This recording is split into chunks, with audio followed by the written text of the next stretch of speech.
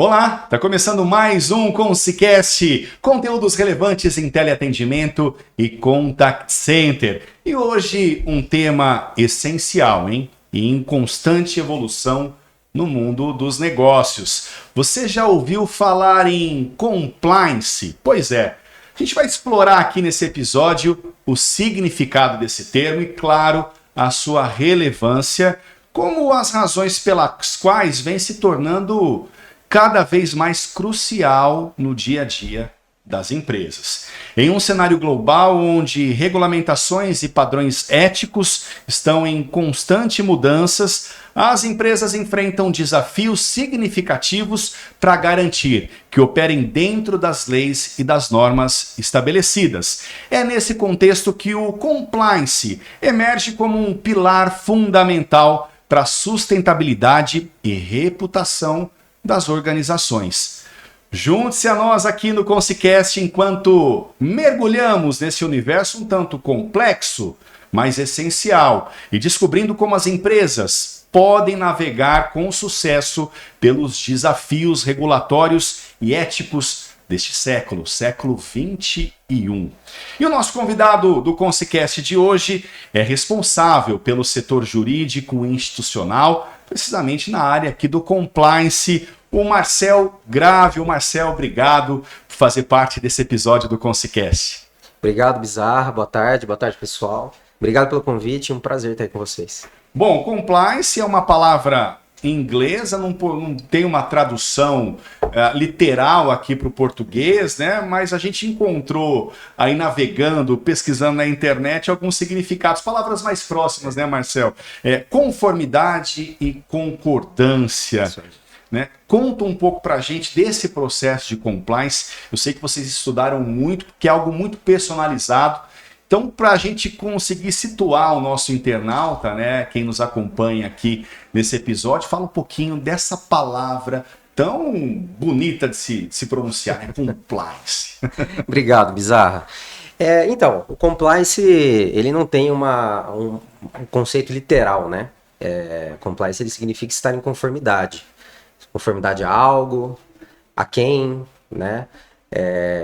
Então é sempre você estar adequado a regras, normas, legislações, regulatórios, condutas éticas, né? Políticas de privacidade, políticas internas, enfim. O compliance abrange muita coisa, né? A questão de praticidade, na prática, a questão de praticidade do compliance é muito mais ampla do que as pessoas pensam. Geralmente quando se fala em compliance, pelo menos aqui no Brasil, as pessoas pensam muito em anticorrupção, antissuborno, as medidas de anticorrupção, antissuborno. E uma das que mais chama atenção não pode receber presente. Brinde de jeito nenhum. É sempre assim, né? Mas na verdade não é bem assim que funciona. O compliance ele é responsável, lógico, por delimitar essas regras, mas existe muito a gente tende a quebrar esse paradigma para quem está no meio dessa área, porque não é só isso. Compliance não é só você evitar práticas de corrupção, de suborno, ou evitar que as pessoas recebam presentes, brindes de terceiro, de fora, enfim. Isso na verdade, não é nenhum problema você receber um brinde, um presente, né? O compliance é muito mais do que isso. Eu costumo dizer, faço uma analogia como se fosse um iceberg. Então você vê a pontinha do iceberg e você fala, nossa, esse é um iceberg. Mas na verdade, todo o iceberg está por baixo. E essa é a área do compliance. Então, o compliance abrange muita coisa, como, por exemplo, questões éticas, de legalidade, transparência, prestação de contas, né? Sustentabilidade, que é muito importante, linka direto com o ESG, né? Que é um grupo de boas práticas aí, de governança, governança, né? E com certeza está diretamente ligado à gestão corporativa. Você sabe que antigamente, né, a gente chegava numa empresa e tinha lá uma tela, um banner, né, escrito nossa missão, e ali 10 tópicos da missão da empresa, né, e do trabalho, e de lá para cá muito se evoluiu e se tornou então com normas até muito complexas muitas vezes, né, a gente tem que estudar por várias vezes todos os parâmetros que abordam essas condições práticas do dia a dia da empresa. Isso que você falou, né, muito detalhado, de muitos tópicos que envolvem desde você não receber presentes, vezes até linkar com questões de LGPD, de ESG, né, e muitos termos novos para muita gente que chega agora no ambiente corporativo, né? O compliance é bem contemporâneo, né, Bizarra? Essa questão mesmo dos presentes, dos brindes, não existe uma proibição, né? Na verdade, muitas das empresas não proíbem esse recebimento, né? O cliente te agraciar de alguma forma, isso não é o grande problema. O grande problema é você faltar com bom senso. Então tem que ter bom senso, né? Tem que ter limitações, né? Porque isso implica muito na relação entre externo e interno, né? Então, agora, o compliance, hoje, aqui no Brasil, pelo menos, né, falando no nosso país, eu acho que é primordial que as empresas, pelo menos começando aí médio porte, pelo menos, tenham estabelecido dentro do seu segmento.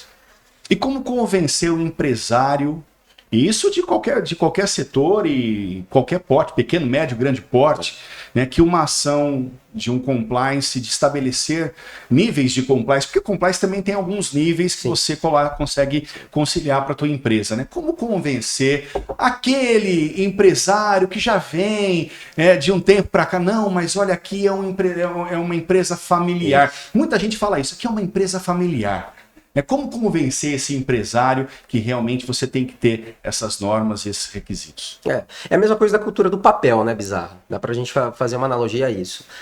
As empresas familiares, elas têm bastante restrição, bastante dificuldade não vamos dizer nem aceitar, mas de entender como funciona na prática, né? Mas o que o compliance vai trazer para mim? Porque o compliance, a teoria dele, ela até, de certa forma, é de fácil compreensão, mas o compliance ele se mostra na prática, né? Então é como se fosse a cultura do papel, mesa limpa, né? A LGPD trouxe muito isso pra gente. Olha, mesa limpa. Não, mas peraí. Você vê os patriarcas, matriarcas de grandes empresas, vários papéis em cima da mesa, você nem consegue ver a pessoa direito, né? Então a LGPD trouxe muito isso pra gente, porque aqueles vários papéis têm dados ali. Dados pessoais sensíveis, existem informações sensíveis de dentro da empresa, né? E isso a gente tem que sempre se atualizando. Então, eu costumo dizer que você mostrar o compliance, você precisa de tempo, né? Lógico que depende do segmento, do tamanho da sua empresa, quantidade de funcionários, né? Mas o sócio, o proprietário, o administrador, ele vai ver onde? Ele vai ver uma gestão de crise, do qual ele não tinha, comitês sendo realizados, mitigação de riscos, né? Você entender quem você está colocando dentro da sua empresa. Então, as due diligence, por exemplo, isso é muito... a gente faz isso muito aqui na Consilig, por exemplo. Quem que eu estou colocando aqui dentro? Quem que é o meu fornecedor? Será que ele está apto para me atender? Não estou dizendo com capacidade técnica. Mesmo porque é um trabalho de back office muito grande, onde a Consilig tem que se alinhar ao dia a dia de outras empresas, por exemplo. Exato, exatamente. Porque a gente tem o nosso segmento, mas os nossos fornecedores não necessariamente eles estão diretamente ligados. Aqui, né? Então a gente tem que saber quem nós estamos colocando aqui dentro. Eu não estou dizendo de capacidade técnica, como eu falei, eu estou dizendo de questões de idoneidade da empresa, dos sócios daquela empresa, né? Que quer queira ou quer não, você tem uma relação jurídica quando você fecha um contrato com alguém, independente de qual seja ele, né? Então o compliance ele é visto na prática, ele é visto no dia a dia, né? Então você tem um canal de denúncias estabelecido dentro da empresa, você começa a ouvir seus colaboradores, você começa a receber feedbacks dos quais talvez você jamais ia imaginar, né, que fosse receber.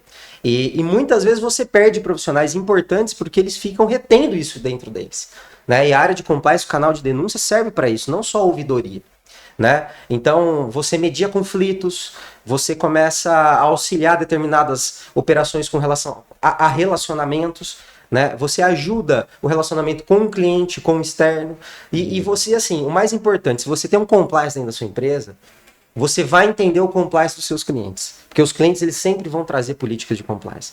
Código de ética e conduta, antissuborno, anticorrupção, trabalho escravo, trabalho infantil, medidas contra isso. Então, você consegue compreender melhor aquilo que você está trazendo para dentro da sua empresa. E lógico, você pega uma instituição financeira que tem políticas altamente significativas e eles são rigorosos na aplicação daquelas normas, né, internas.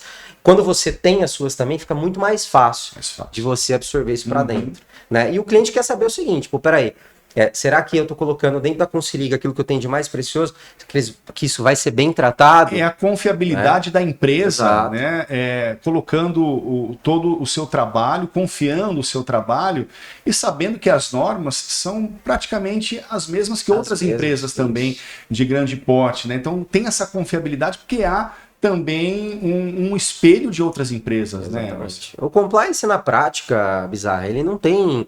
É lógico, a gente pode falar de um compliance fiscal, compliance governamental, lógico, você tem várias, administração pública, a iniciativa privada, tudo bem. Mas as empresas privadas, né, elas não têm uma divergência entre áreas de compliance. Você vai encontrar sempre os mesmos regramentos, né, sempre o mesmo norte, o mesmo rumo, né, e isso se conversa muito.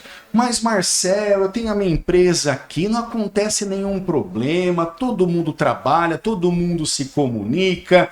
Eu vou gerar um custo extra para a elaboração desse compliance, eu vou elaborar, de repente, normas que eu vou procurar o ditado pelo em ovo, né? Como a gente pode tratar? Porque aqui no Consicast a gente traz do pequeno ao grande empresário. E a atenção da palavra compliance, como é uma metodologia praticamente nova, né, e muito aceita nas grandes empresas, de repente o pequeno empresário fala, mas isso não é para mim, né? Como a gente tirar um pouco desses mitos, né? Trazer um pouco das verdades do compliance também para a pequena empresa.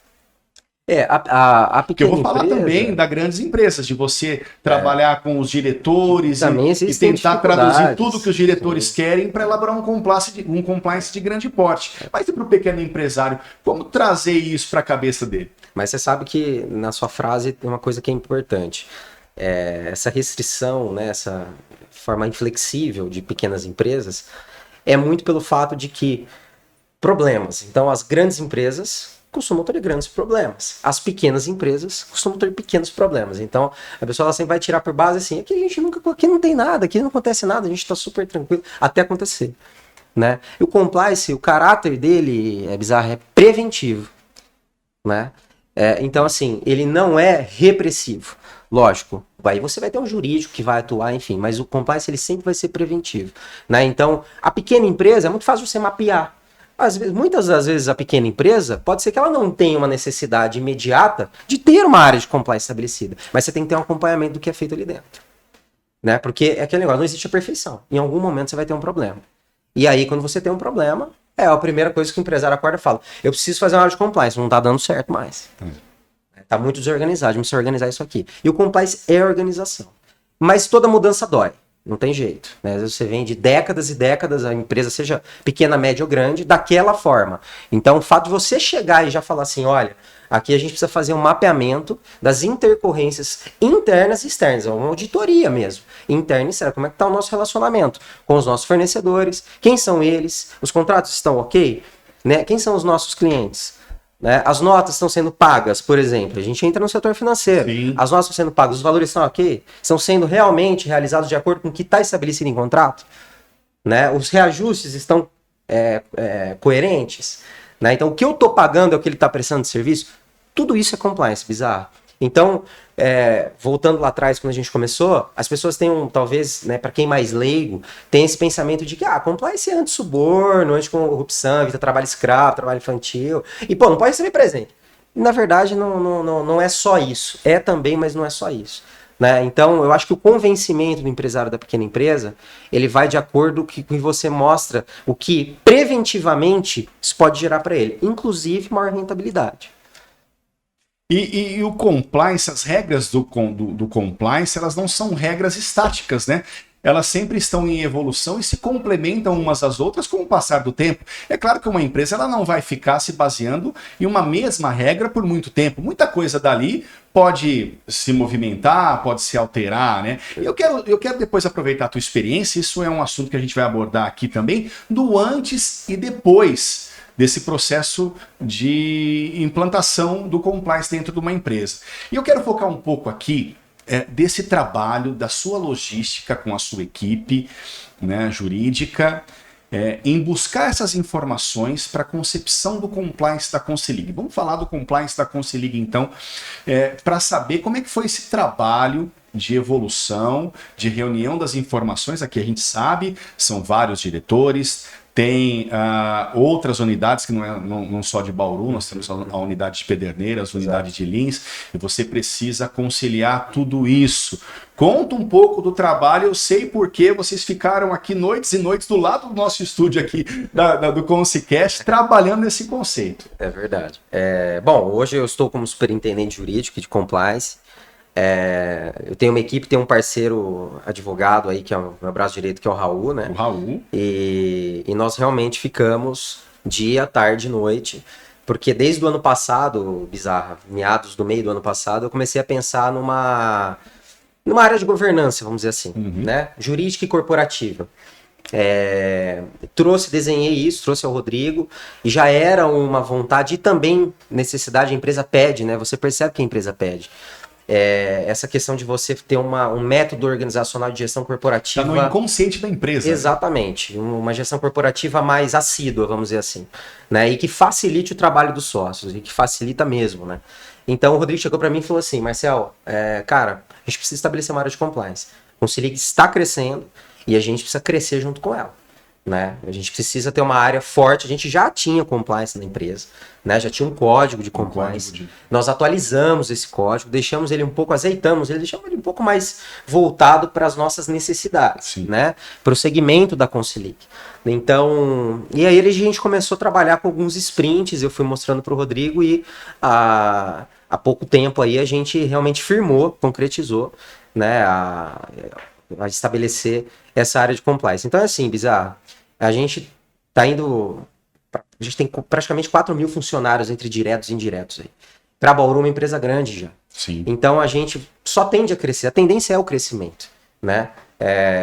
Uma empresa como a Concilic, você não vai pensar que você vai andar para trás, né? Então várias unidades, então a gente só pensa em crescer. E para você crescer, você precisa ter fluxo de processo, uniformização de processos, gestão, controle, né? E isso tudo faz parte de uma governança, né?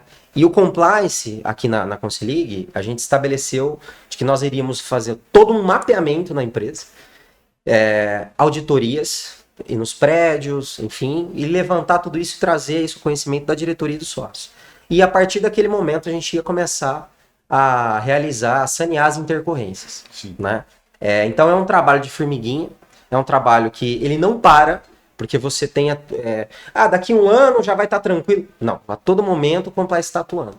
Né? O compliance é uma área para ser provocado. Né? Então, para mediar conflito, para fazer gestão de crise, para mitigar risco, é responsabilidade, e cada qual sabendo a sua. Né? E tratamento externo, tratamento interno. E a gente ouviu os nossos colaboradores também.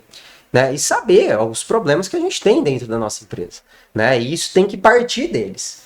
Né, muitas vezes a gente quer escutar, a gente escuta da alta administração, da alta liderança, mas a gente tem que dar voz para todo mundo.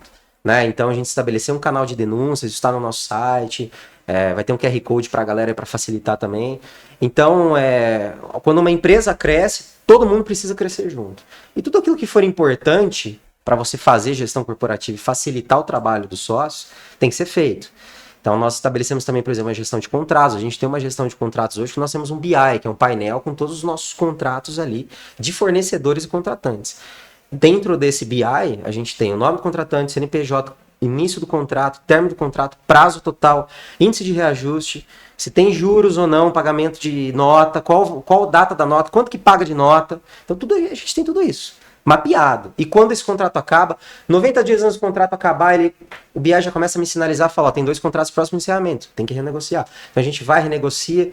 Então assim, é você ter a gestão corporativa na sua mão. E você limpa a mesa do profissional, você coloca a informação praticamente na cara dele, né? E você consegue dar uma efetividade muito maior ao processo. Exatamente. E a gente tem o conhecimento de todos esses contratos.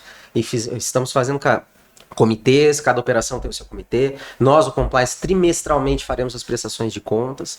Né? Então, isso tudo é responsabilidade. Né? Então, quando você tem uma área dessa, automaticamente todos os outros colaboradores acabam se adequando. Por mais que não percebam, mas olha que eles falam, bom, agora pô, tem um compliance. Marcel, mas eu tenho que escrever aqui no papel, eu tenho que anotar tudo, senão se eu não colocar na minha agenda. Isso é coisa do passado, né? Isso esse trabalho está sendo muito bem feito. Como que é organizar isso e o mais importante, supervisionar? A gente tem hoje, lógico, uma área de compliance, você precisa de ferramenta. Você precisa de um processo, né? E esse processo ele tem que ser eletrônico. O papel, Bizarra, a gente, quanto menos trabalhar com ele, melhor. Né? Até pelas boas práticas ambientais. Né? Então, e até para você gravar, você fica salvo, você fica muito mais tranquilo. Ó, eu aqui, ó, eu aqui, ó. Opa!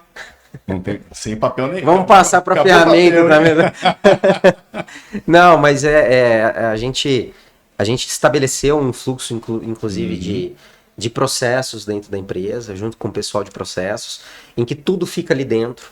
Né? Então, por exemplo, o que corre com a área de compliance, ninguém tem acesso. Só quem está de compliance. Sim. Esse específico contrato veio de qual superintendente, qual diretoria? Só aquela superintendência, aquela diretoria vai ter acesso, né? E logicamente o jurídico, o compliance. Então, assim, a gente uniformizou esse canal. Né? A gente guarda de documentos, de fluxo de tramitação de contrato, de aconselhamento, análise. Olha, a gente está renegociando com um cliente aqui, quais são as diretrizes e tal, podem analisar para a gente, avaliar, tudo isso a gente avalia, principalmente com o fornecedor. Nós temos muitos fornecedores dentro da empresa. Né? Então, assim, a prioridade, eu sempre falo isso para o Rodrigo, é a Consilig. Porque quem quer entrar aqui não é a Consilig, é quem está lá fora. Né? Então, a gente tem que priorizar a nossa empresa. Porque muitas vezes a gente fala, pô, por que a gente tem que ter mais flexibilidade, aceitar isso, aceitar aquilo o fornecedor não aceita da gente. Né? Então, quando você estabelece essa área, gera reflexo para quem está fora. Que a pessoa vê, o fornecedor olha e fala, pô, os caras são uma área de compliance, eles não estão de brincadeira. Né? Isso daqui, essa sugestão, essa observação que eles fizeram, não é simplesmente ao léu. Né? Então, tem fundamento. Então você traz até um nível de criticidade, criteriosidade, seriedade e credibilidade para quem está na parte externa também. E dá para sentir já as mudanças com o compliance? Já. Em pouco tempo a gente já sente. A gente já sente. Me faz uma diferença do que vocês aplicavam numa determinada área aqui da Consilig e como é que vocês aplicam atualmente? Me fala um pouco dessa parte prática. Primeiro a gente, como eu falei do código para você, né? Nós tínhamos um código de compliance que não estava atualizado e não necessariamente voltado para o nosso segmento. Né? Nós fizemos modificações, não tantas também, não começamos do zero, nada disso, mas nós trouxemos um pouco mais para as normas mais contemporâneas e aquilo voltado para o nosso segmento. Isso já demos publicidade, estamos dando, e a gente já percebe determinadas pessoas que estão perguntando para a gente, poxa, eu tive acesso, eu li lá, deixa eu tirar uma dúvida e tal. As pessoas elas estão se auto-engajando, né? Que é a autoconscientização. Porque não adianta, Bizarra, existir uma área de compliance, as pessoas não se autoconscientizaram. Né? A gente precisa de todo mundo, não só da liderança, mas dos liderados também para nos ajudar. Né? É uma empresa de quase 4 mil funcionários. Então todo mundo tem que caminhar para o mesmo. Não adianta eu remar aqui, você remar aí, a gente não sai do lugar. Né? A gestão de contratos, por exemplo, a gente tinha um arquivamento de contratos, tinha só um back-office. Né, deixava os contratos arquivados, mas não tinha um controle assíduo, um controle ali na régua mesmo sobre aquilo. Hoje a gente tem um painel desses contratos. Né? Fluxo de análise de minutas. A gente tem um fluxo hoje que é por uma ferramenta eletrônica. Né? Um sistema que passa por várias etapas, preenchimento de formulários, enfim, para que possa chegar no sócio para uma assinatura, se estiver ok, ele tem todos os subsídios da área de segurança da informação, do DPO, do compliance jurídico, que somos nós. Então, o sócio ele vê aquele contrato, ele assina com mais tranquilidade, sabendo que ele está assinando. É igual a prefeitura, você tem o chefe do Poder Executivo, que é o prefeito, chega lá para ele e fala, cadê os pareceres das pastas? E aí fica muito mais fácil. Então, essa é uma situação que já mudou também. Nós já começamos a divulgar o que pode, o que não pode. Nós já iniciamos um canal de denúncia, já temos um canal de denúncia que já está no nosso controle, né? Então todas as reclamações vão para esse canal, a gente trata todas elas com bastante urgência. Já fizemos uma primeira apresentação do primeiro sprint, que é justamente esse mapeamento inicial. Agora a gente vai fazer algumas auditorias na empresa, nos prédios, ver quais são as dores de determinadas áreas e levantar tudo isso e trazer isso para os sócios, para a gente poder sempre, a gente está sempre caminhando, Bizarro, sempre melhorando em evolução. E é isso que eu queria saber, como é que vocês trabalham essa dinâmica, né, de trazer esse nível de informação para uma área administrativa, mas ao mesmo tempo capacitar e treinar quem está na linha de frente, no operacional mesmo, nas operações. Essa é a mudança de cultura também, né? Passa muito por mudança de cultura. Quando toda empresa que você acaba implantando uma área nova, todos têm que se adaptar àquela área, né? O que as pessoas veem? Os benefícios daquilo, né? Que hoje e a responsabilidade. Então, por exemplo, vamos supor que eu faço parte de uma operação X, né? Não tenho nada a ver com o jurídico compliance, mas eu adoraria ter o compliance ali o tempo inteiro comigo. Sim. Porque eles têm uma responsabilidade muito grande. Eu compartilho essa responsabilidade. Então passa muito do aconselhamento, né? A gente não chega no juridiquês, a gente chega falando o que aquilo na prática vai mudar e vai melhorar. E fica muito mais fácil para todo mundo, porque a gente acaba sendo um canal de comunicação com todas as áreas da empresa. Então, por exemplo, você vai discutir a contratação de um fornecedor discador aqui para o juridiquês, enfim, o juridiquês fica na sua sala. Exato. Da sua sala para fora, você trabalha essa questão mais prática do compliance. Então, você tira de quem faz o administrativo aquela necessidade do cara ter um conhecimento, um pouco do jurídico, um pouco de cálculo, do número, do pagamento, de quem que é o fornecedor. O cara fica muito sobrecarregado. Então, o que ele faz? Ele fala, olha, as condições comerciais cabem a mim. Condições técnicas cabe a mim. Se eu contrato um discador, tá ok. Vou mandar lá pro jurídico compliance. Que agora eles vão avaliar o contrato como um todo. Então tira essa responsabilidade das costas da pessoa, né? E passa para uma área que tem total responsabilidade. E isso eu adoraria. Se não tivesse na função que eu estivesse, eu adoraria. Porque é lógico que você acaba tendo um suporte. Né? Então você não fica sozinho com aquela incumbência, com aquela responsabilidade de lá na frente falar, poxa, mas essa cláusula aqui ninguém viu. Né? Então, assim, quanto mais áreas você tem voltadas à proteção corporativa, à blindagem empresarial nossa, muito melhor. Você vai trabalhar com muito mais tranquilidade, você vai colocar empresas de excelência aqui dentro e, consequentemente, os sócios vão fazer uma gestão corporativa com muito mais facilidade. Né? Então, clarear também. O compliance você acaba clareando. Então, você tem uma área de compliance, jurídico, segurança da informação, um DPO, você está protegendo tudo aquilo que você precisa proteger dentro de uma empresa. E isso vai, voltando lá no que a gente estava conversando, desde a pequena, da média e da grande. Então, é o resultado no dia a dia que convence alguém, né, a estabelecer. E lógico que, graças a Deus, e ainda bem, o compliance vem crescendo bastante no Brasil. A gente está falando aqui sobre o compliance, viu, gente? Essa palavrinha um pouco difícil e nova para o seu vocabulário, mas é importante você trazer luz à sua empresa, você que está começando um negócio, você que já tem um negócio familiar, tradicional, e às vezes não implementa essas ações de qualidade, né? E muitas vezes essas qualidades acabam saindo da boca do diretor, do dono da empresa, e fica por ali, né, pairando pela empresa. O funcionário finge que faz, o dono finge que acredita e vai levando, né?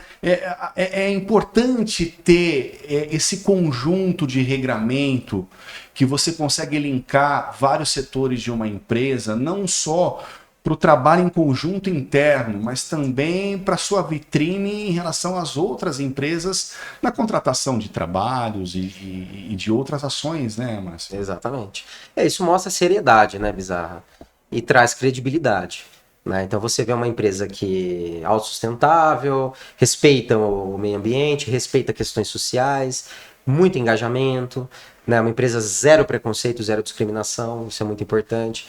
Que você tem uma área de compliance onde cuida de relações internas e externas. Então isso traz crédito.